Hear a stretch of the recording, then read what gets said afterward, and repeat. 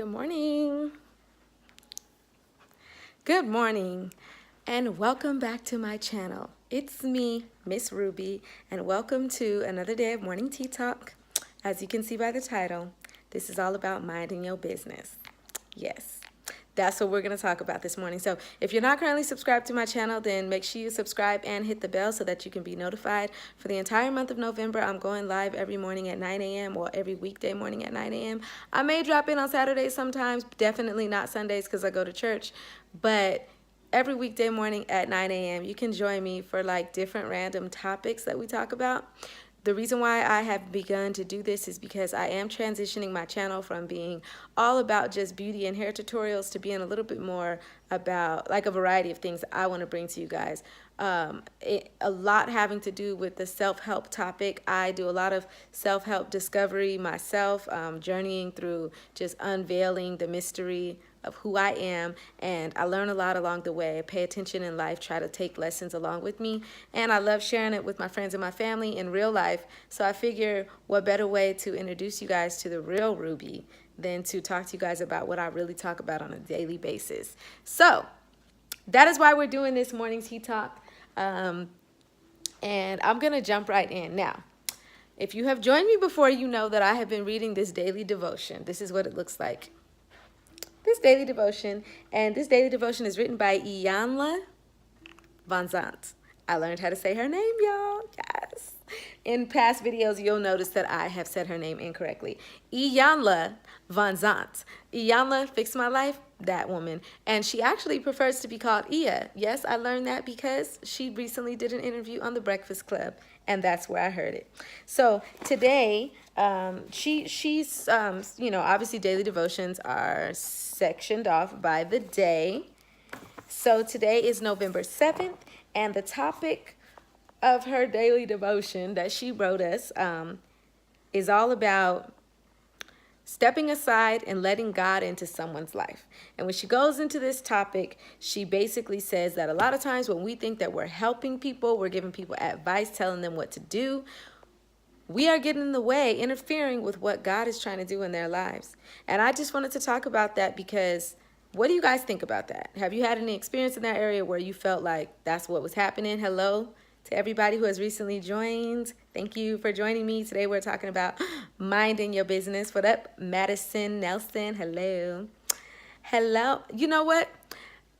Njine. Please tell me how to pronounce your name because I noticed that you comment on a lot of my videos. I appreciate it. Or let me not say you comment on a lot of my videos. I've noticed quite a few of your comments before in the past. But I want to pronounce your name right, so please let me know. Estiva, hi, waving back at you. Yes, today we're talking about minding our business. So in this daily devotion, call me Vivian. Oh, okay. I could do that. Vivian. All right. So I'll read you just a few sentences. It says, the greatest service I can offer, by the way, for the entire month of November, everything Iyanla is talking about in the daily devotion is all about service to people. I'm going live on my phone, so sorry, a call just came through, but I declined it. It was nobody. The greatest service I can offer is to step aside and let God into someone's life. When you decide for someone what they can or cannot do, what they should or should not do, what they need to or not or don't need to do, you are standing in between them and God.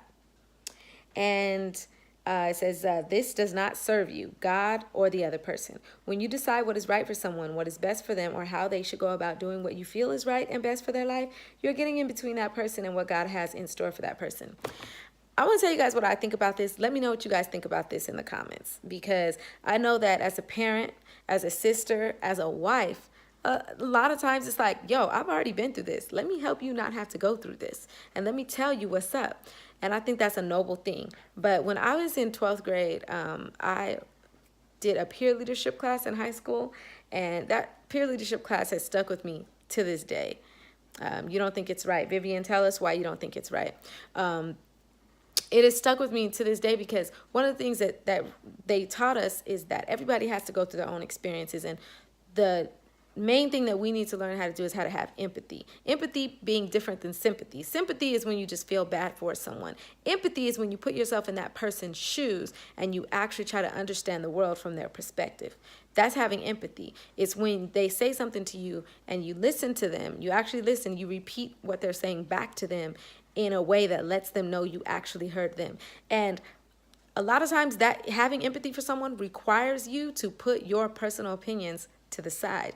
And so we had to do a lot of assignments where we had to actually practice empathy in this class. And I learned that when you truly put aside your own personal opinions, which I'm not great at, by the way, but when I try to, and I learn to see things from someone else's perspective, a lot of times I learn that they make a lot more sense than they did when I was seeing them from my own perspective.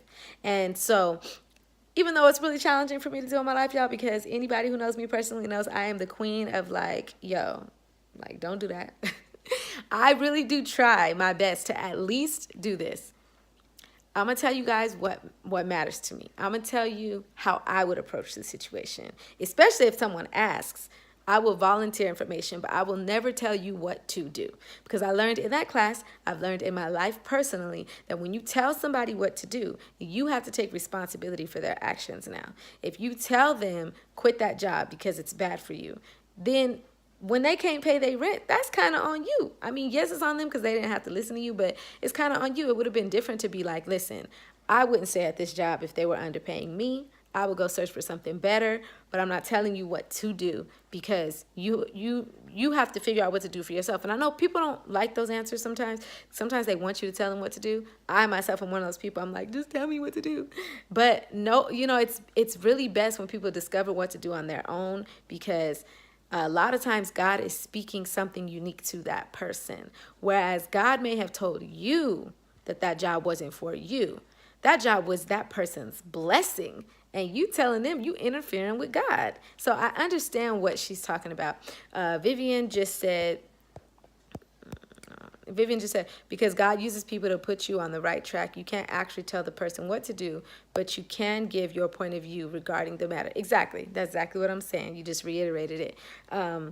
Yes. So it doesn't mean that we can't give people, I say, because I believe in the Bible. So I don't mind giving somebody biblical advice, like telling you, like, listen, you got to decide what to do for yourself.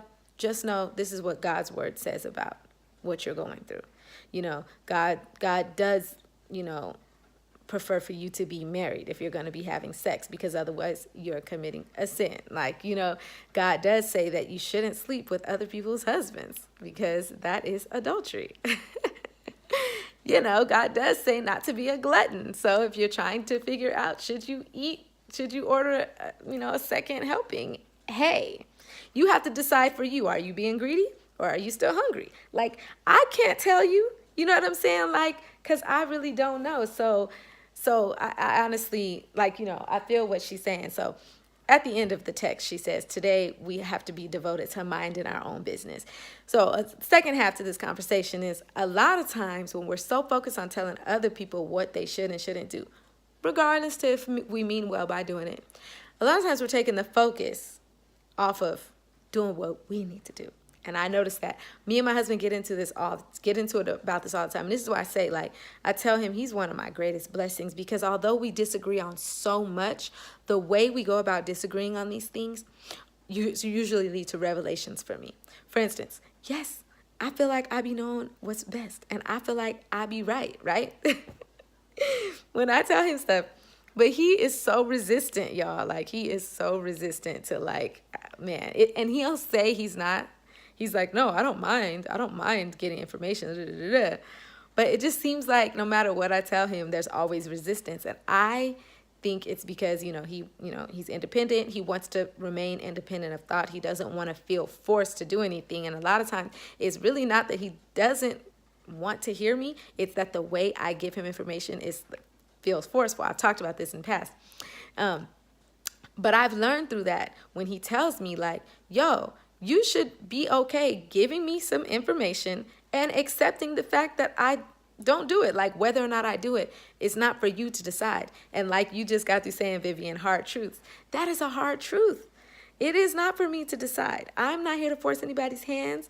I've learned that when I allow him to make his decision on his own, he is able to experience his own revelations, y'all. And let me tell you, there have been multiple times in my life, especially in my marriage, where I have just made myself shut up. Not shut up like don't speak at all, but I mean like quiet it down, take a moment. I notice the resistance when I give my husband some advice, and I'll just be like, you know what? Here's the information for you. I actually try to do what he tells me to do, right? Like, I'm just going to leave this here for you. I'm going to slide this on the table. And I'm saying you decide whether or not you want to pick it up.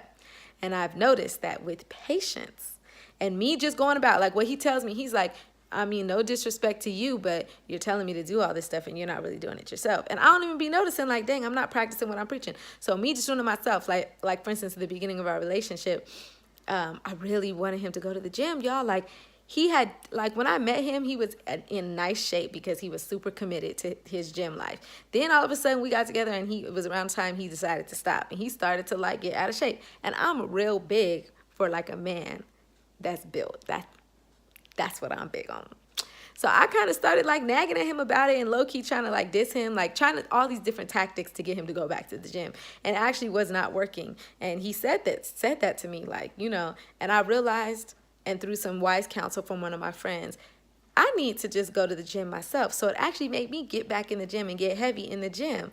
And I just wasn't saying nothing to him. Just decided let him do what he's going to do. Slowly but surely, he started working out again. Same thing happened with church. When I tried to force him to go to church, force, or coerce him, or like cry about it, nag about it, didn't work. When I just stayed committed to going to church myself, next thing you know, one day he wakes up and he's like, I'm going to go to church with you. Ever since that day, he's been going to church with me every single Sunday. It's crazy what happens when we mind our own business. When we practice what we preach. When we do what we're telling everybody else to do. And trust me, I am the number one culprit for not minding my own business, okay?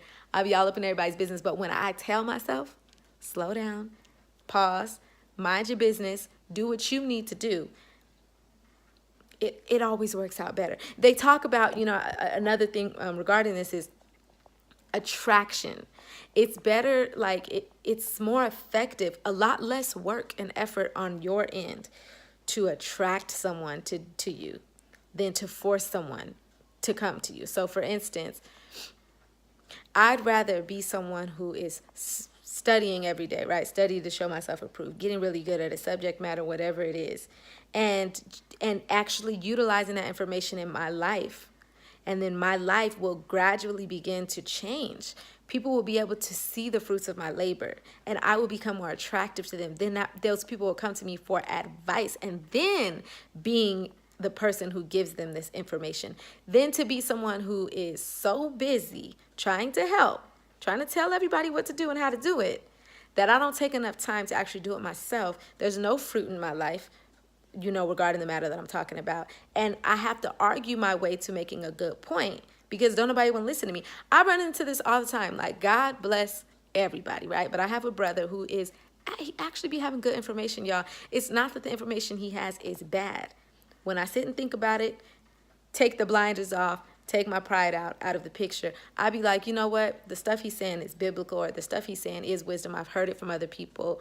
I've done it before in my life. He's not wrong.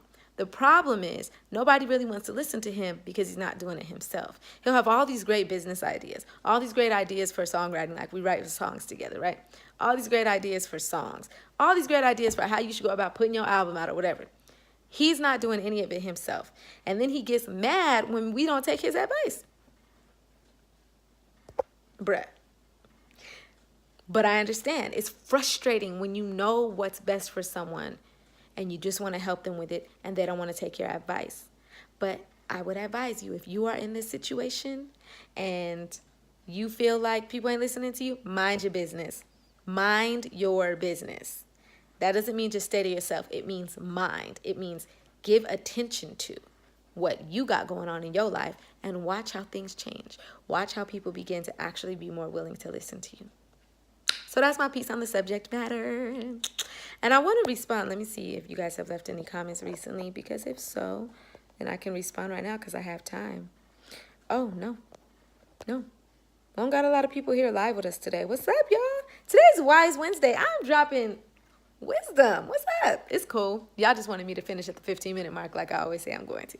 So I'm going to go ahead and do that. I'm going to finish at the 15-minute mark. Thank you for everybody who has joined me. I hope this video touches your life, blesses you in some way, whatever it is, whatever it does. I'm thankful. I appreciate you joining me. I hope you come back tomorrow. Subscribe to my channel, and we'll talk tomorrow. Oh, leave your comments on every single video that you see. Comment subject matters you guys would like me to touch on, because I love having these discussions with y'all, and I be having a lot of things on my mind, and I forget. So if you guys remind me in the comments, these are some topics we want to hear your opinion on, then I can touch on them. God bless you, and I'll see you tomorrow.